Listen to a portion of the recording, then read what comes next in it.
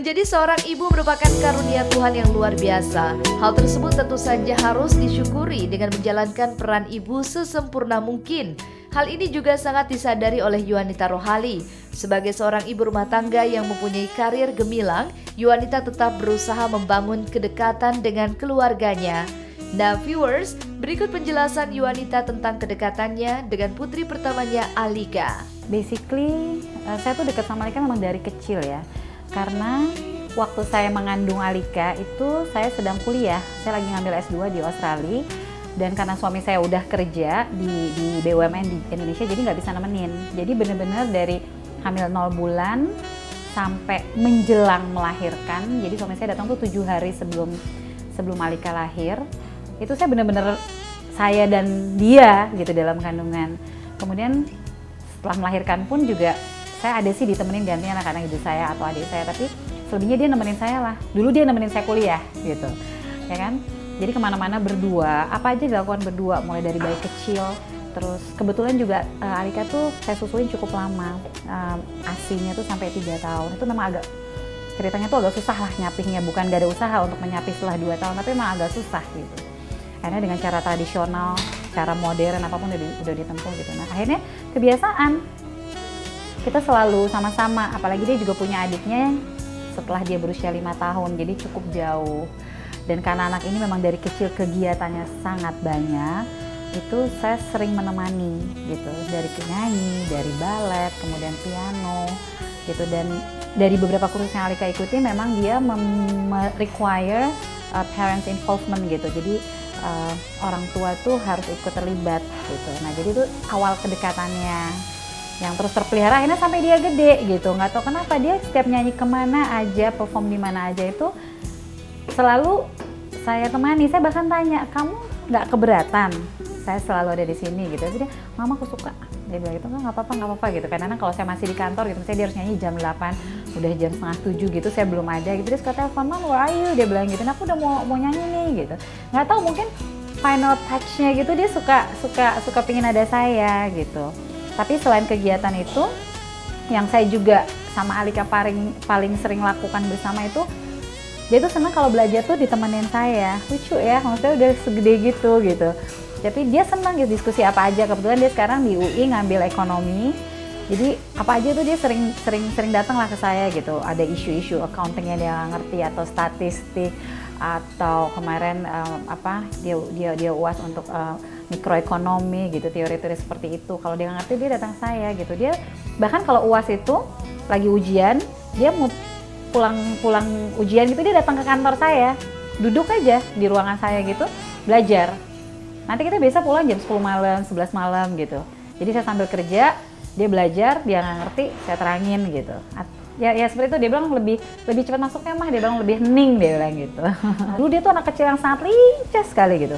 Lincah, nggak bisa diam gitu, tapi makin dewasa dia makin tenang gitu ya, makin tenang, makin kalem, anaknya easy di manage lah. Dan dia tuh dekat sekali dengan saya, dengan bapaknya, dengan adik-adiknya gitu. Jadi kita banyak melakukan kegiatan yang rutin gitu ya, kayak setiap hari Minggu pagi itu setiap Sabtu pagi itu kita pasti tur ke makan bubur ayam gitu. Pindah-pindah, kita punya 4 tempat, jadi minggu ini di sini diputar aja gitu.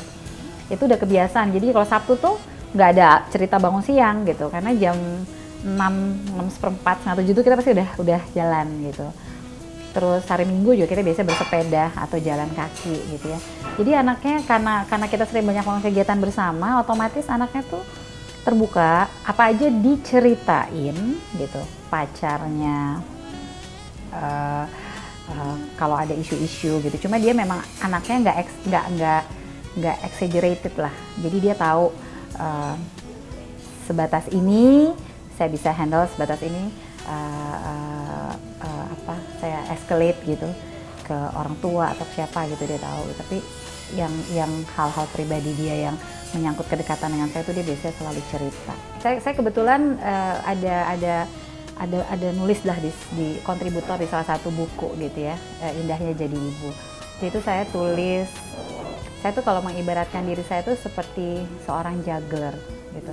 Jadi juggler tuh yang lempar-lempar bola itu ya, Nah, jugglernya tuh bolanya tuh ada 4 gitu. Ada suami saya, ada anak-anak saya, ada pekerjaan saya dan diri saya gitu. Karena ya selingkupan itulah gitu ya, yang harus saya jaga gitu. Jadi idealnya sih nggak ada yang jatuh gitu, idealnya gitu. Karena buat saya suami itu adalah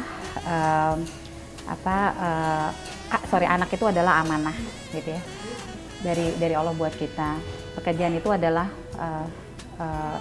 tanggung jawab yang harus saya emban gitu, dan suami itu adalah pengabdian buat saya. Jadi kalau misalnya ada bola yang harus di manage itu biasanya, kalaupun harus ada saat jatuh itu satu bola itu saya lah, harusnya saya gitu, itu harusnya saya jatuh. Buat saya apa yang saya nikmat yang saya peroleh sekarang gitu ya, itu saya syukuri. Apakah itu dikategorikan sukses atau belum gitu, saya rasa itu relatif. Setiap orang punya pandangan yang berbeda, cara pandang saya juga berbeda, tapi buat saya ultimate-nya itu sebenarnya adalah kebahagiaan. Menjadi seorang ibu untuk anak, apalagi ibu yang juga berkarir, bukanlah pekerjaan mudah. Oleh sebab itu, Yuanita mencoba berbagi dengan Smart Mom yang lain. Untuk Smart Mom di rumah, karena saya kebetulan adalah ibu rumah tangga yang berkarir, mungkin saya bisa memberi tips kepada Anda yang saat ini misalnya dalam fase ragu apakah akan melanjutkan karir atau stay di rumah. Saya bisa memberi message follow your heart gitu ya. Tapi percayalah bahwa tidak ada yang tidak mungkin untuk dijalankan sekaligus. As long as kita mau komit, kita bisa membagi waktu dan kita bisa bekerja dengan efisien. Insya Allah pekerjaan di rumah, pekerjaan di kantor dan tanggung jawab di rumah semua bisa dijalankan dengan baik.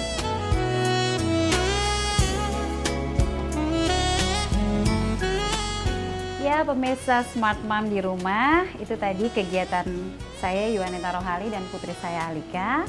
Kita tadi belajar masak makanan Jepang. Ya, semoga kegiatan yang kita lakukan berdua tadi dapat menjadi inspirasi bagi Smart Mom di rumah yang mungkin juga punya anak remaja putri seusia Alika, supaya dapat meningkatkan bonding dengan melakukan kegiatan bersama. Bye, see you.